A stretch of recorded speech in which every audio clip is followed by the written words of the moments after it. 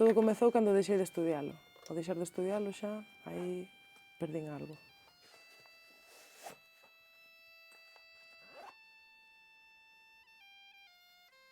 Pois ser galego falante é parte do que é ser galego. Chámome Andrea Dunia, son actriz, teño 28 anos e son galego xamaicana.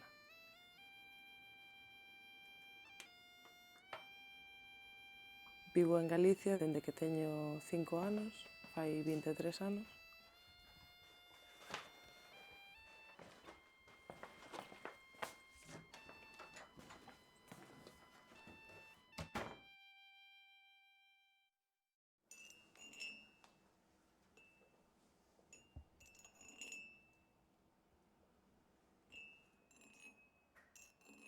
Pareceme un atraso que non se ensine o galego cando se nace nun sitio no que se fala. Perdoa, Sí, dime. podes me traer xeo? ¿Cómo que xeo? Que o café que está moi quente. Ah, entonces hielo, ¿no? Bueno, iso, sí. Ah, bueno, vale, perfecto, ahora. Nos povos sí que sucede eso da transmisión natural sen atrancos, pero na cidade, por exemplo, iso non sucede. Ti chegas aquí falando galego e atopaste un montón de atrancos que te fan cambiar de idioma.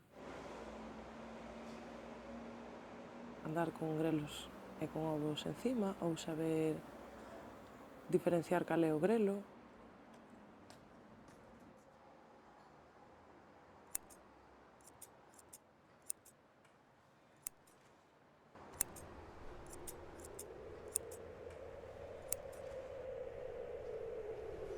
Tendo tan cerca as xeracións como as dos nosos avós e os nosos pais que saben plantar, que saben cales son os tempos da terra, que saben tantas cousas de seu, telos tan cerca e non seguir transmitindo ese coñecemento, pareceme que é precisamente o que nos leva ao mal desenlace. Hola, bons días. Hola, buenas. Quería medio kilo de amorodos e 2 ou 3 zanouras. Amorodos no nos quedan ahora mismo, pero ¿qué era lo segundo que querías? Zanouras. Zanahoria. ¿Qué se queda? Zanahorias. Ah, zanahorias, vale, perdona, no había entendido. Graciñas. Hasta luego. Cada vez máis fago o esforzo de responder en galego, para saber que sucede. Pero normalmente sí, eu cambiaba o chip cando me falan en castelán e respondía en castelán. Pero agora, como teño amigas castelán falantes que son galego falantes novas, eu vexo o esforzo que fan elas e intento facer o mesmo esforzo. E vexo que tampouco non é tanto esforzo, evidentemente. Falar galego non é tanto esforzo.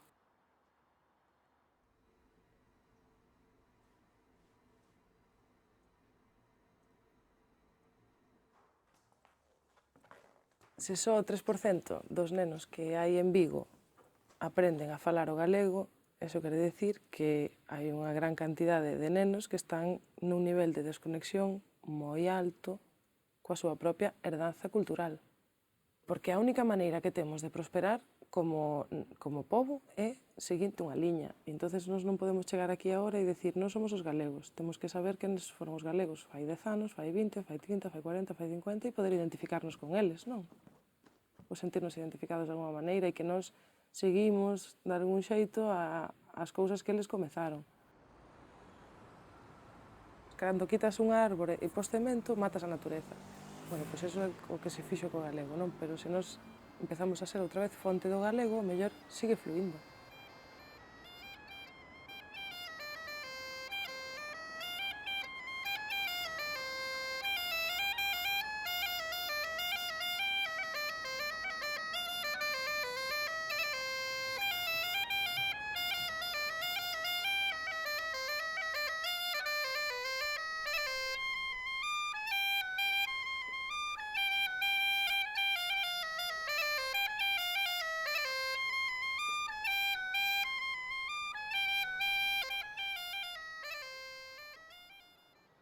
Non creo que falar galego che poña muros.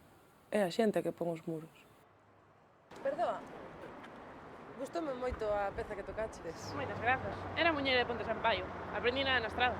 Na estrada? Es da estrada? Sí, sí. Ah, pois eu senti xilleda. Joder, pois mira que non é grande o mundo como para toparme como veciña aquí. Pois sí, somos veciñas. Pois eu tocaba nunha banda tamén. En cal? Na de Bandeira. Esas son cousas máxicas que nos acercan a xente, de sentir o mellor nunha voz e que nos recorde a casa.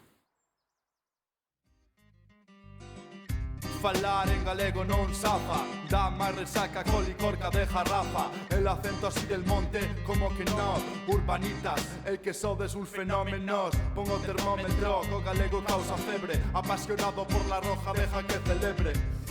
Falar galego tan enxebre, que vale para sacar as vacas do pesebre. Non deixes que medre ese dialecto, e non empregues o galego nos directos, que podes asustar as grupis.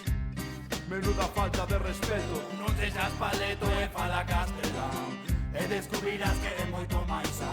Tenía dos primos que hablaban en gallego, e en el rebullón están. É máis perigoso do que crees.